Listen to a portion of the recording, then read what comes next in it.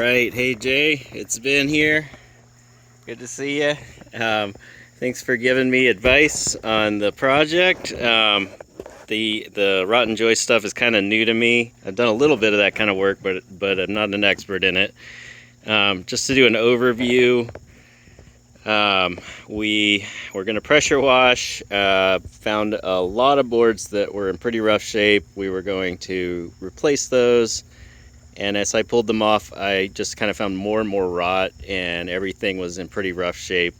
It's been here for 25 years in a pretty wet area. So we ended up pulling all the boards off of this main section.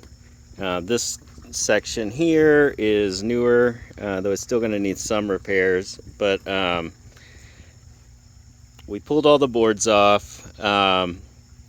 And the joists here and here, there was one 2x12, or actually it was two individual 2x12s that were 8 feet long. I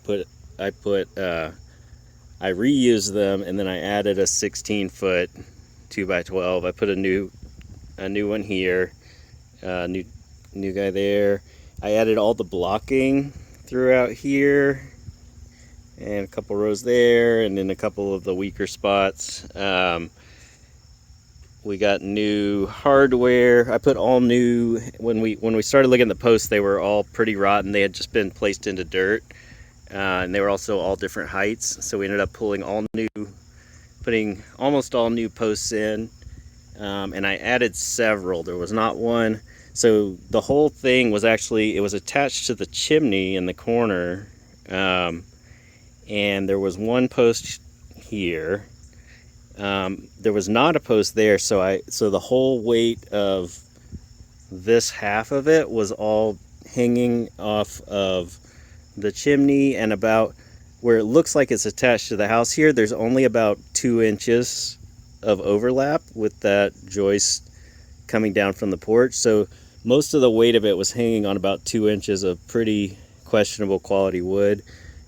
We just put two 2x10 pressure treated joists behind that to basically make a header that ties everything together.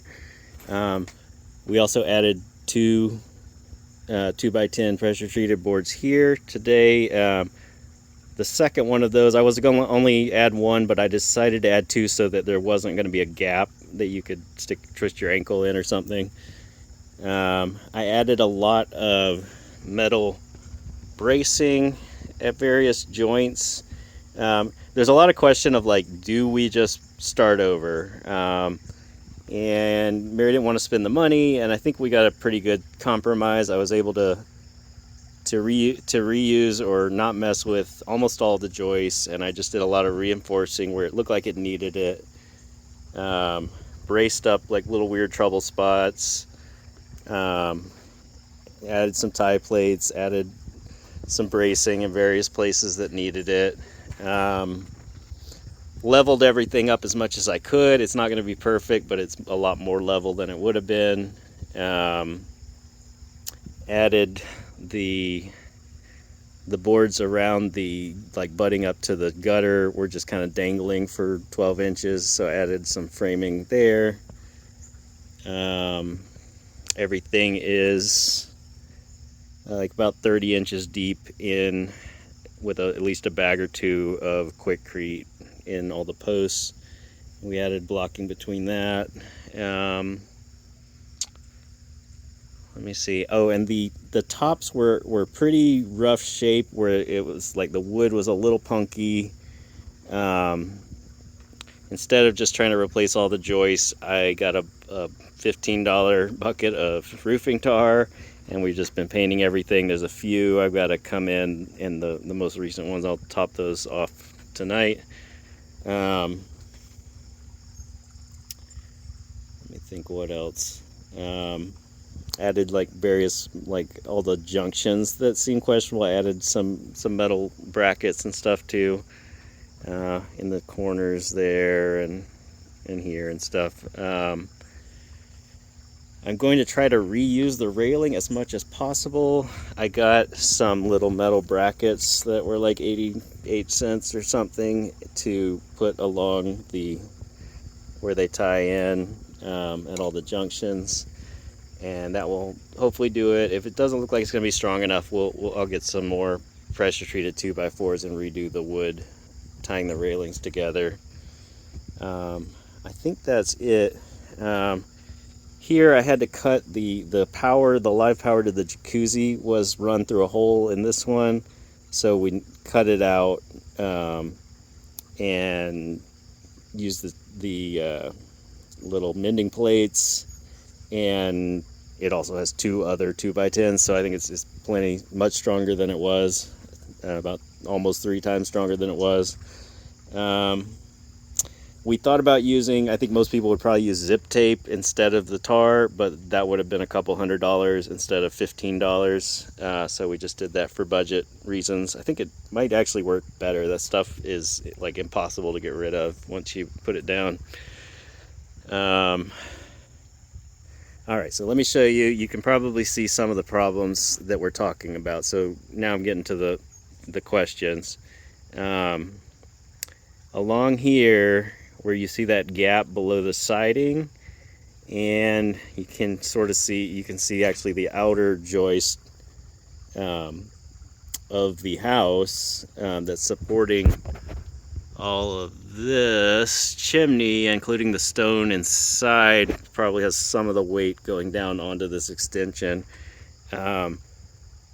This joist, where the porch had been attached to the house, there was a lot of water damage caused by water getting in between that post and the outer part of the chimney and just staying there. So that is completely rotted. The 2x12 outer joist that's the framing for the bottom of the chimney. And then along the rest of it, I'll crawl under there in a second, but on the rest of it is not as bad, but the bottom edge is damaged and this corner is damaged, and the joist here and the joist here going into the house both have significant rot. And then the joist, like I was showing you, this joist is rotted, the whole bottom edge is rotted, and you'll be able to see the outside when we go in the basement here in a second. Let me circle around.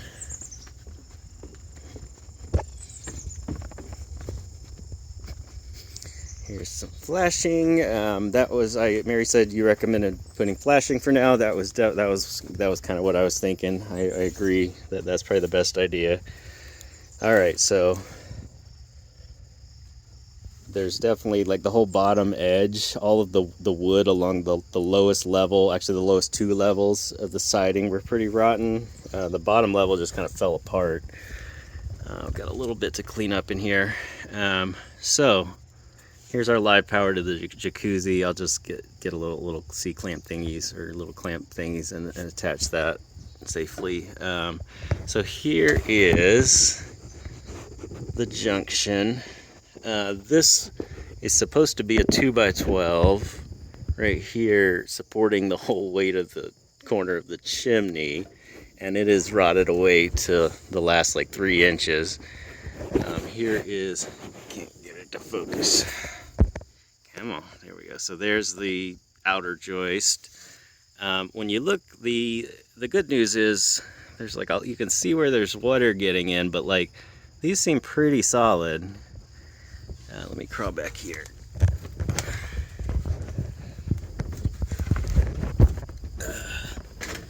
This was a power outlet that ran at one point had run to like the corner of the yard where the previous homeowner had a shop or something. Mary didn't want it, and it had already been cut on the inside, so I just removed it. I'll haul that out here before we button up. So all of this, I think at one point they had a panel or sheathing or something that has rotted away and fallen out. So this is all exposed. Like this fiberglass is the only thing blocking ingress of any critter or air, anything that wants to go between the floor of the living room, the underside of the floor of the living room, and the outside. I recommended, once we finish the joist, cutting out blocking and putting blocking up on this like along the edge here of this sill, and blocking this whole thing off and caulking along the edges of it. I don't know about adding fiberglass and sheathing on the bottom to cap it off for energy purposes. It worries me that that would become like a trap for water. So I'm not sure about that. Let me see we'll look at the corner here. There's a little bit of damage. I probably have to cut some of these little corner boards on the siding. The bottom edges are rotten on all of them. I'm gonna try to just go up to clean wood and replace the sections and just try to caulk it in as neatly as possible. But all the wood, all the joists in the middle seem structurally sound. All of this is actually not that bad on this end, but then the corner has some rot starting in. So the whole joist on the facing joist here needs to come out. That's my biggest worry, is this joist is where all of the vertical mass of that's coming down the outside wall of the chimney is going to rest on that. My thought had been to first replace the joist, overlap them with the inside, do one at a time, take an oscillating multi-tool, carve out anything that's got rot,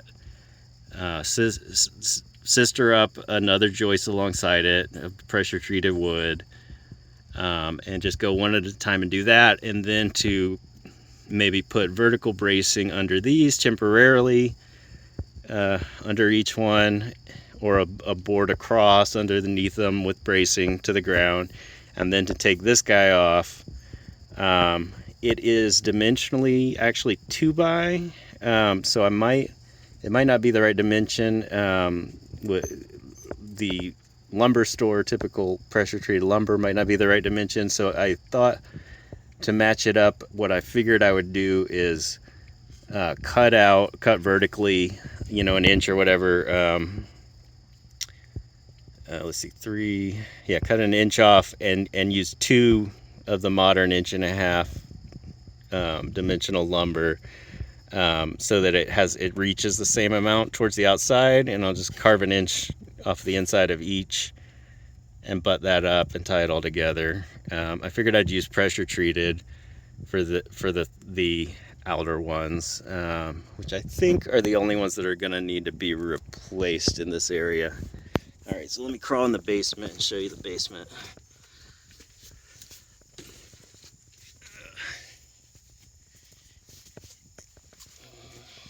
I got zip siding. I got one 8-foot piece, just 8 feet to the end.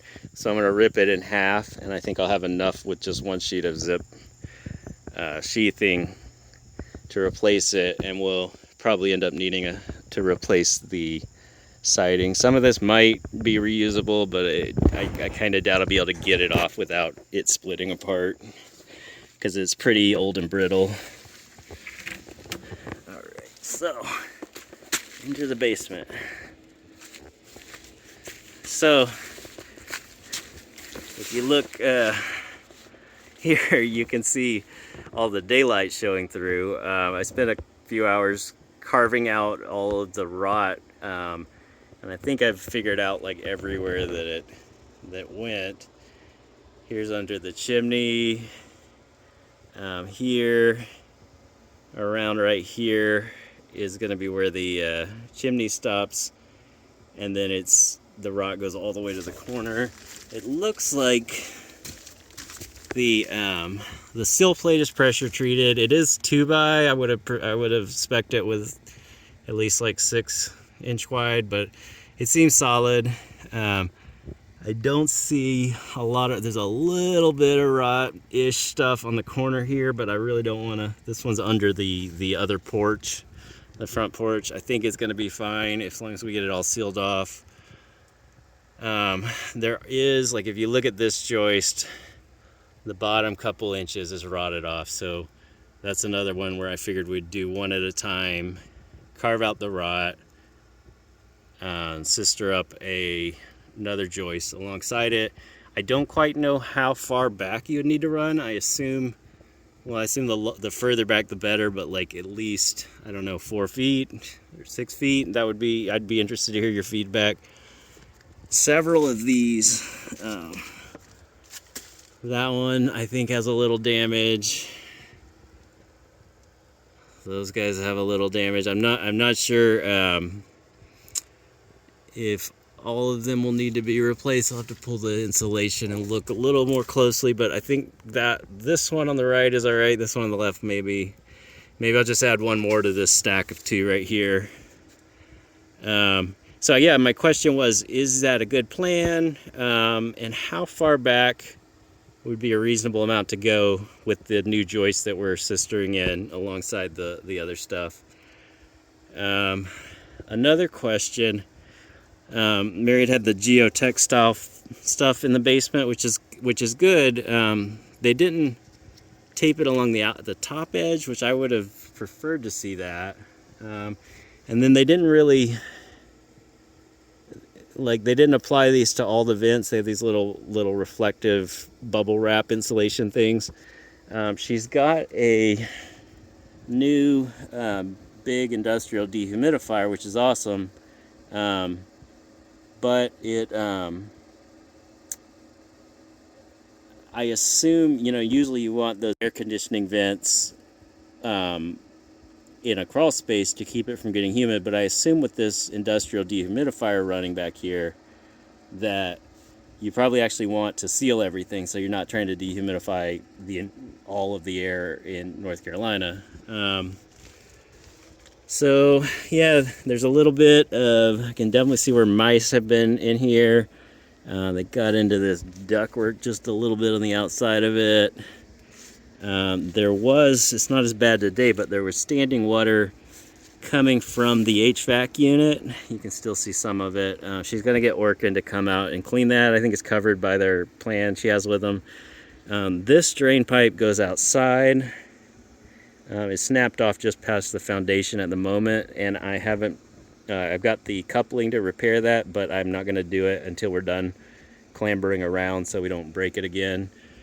I told her the leak, I could see it when I was here the other day, it was coming out from the bottom of that HVAC unit, the dark gray one there. I told her there was probably just gunk built up in the condensation tray and that it just needed to be cleaned out. I can maybe do that, but I told her, it'd probably be better to get a HVAC crew in here, especially if she has kind of a annual maintenance thing with them.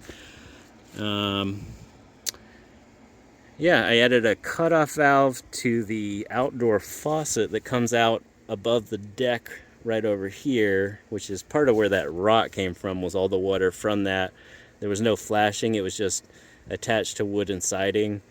I added a cutoff valve so that we can easily, when the time comes, I'll just cut it and we can pull it out and do the repair work, and then I can glue it back together with just a regular CPVC coupling.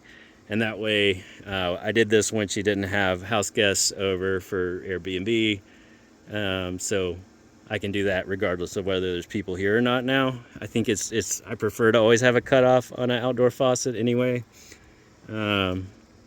So yeah, that's the story. Sorry for the feature length film, but interested to hear your feedback. Have a good one.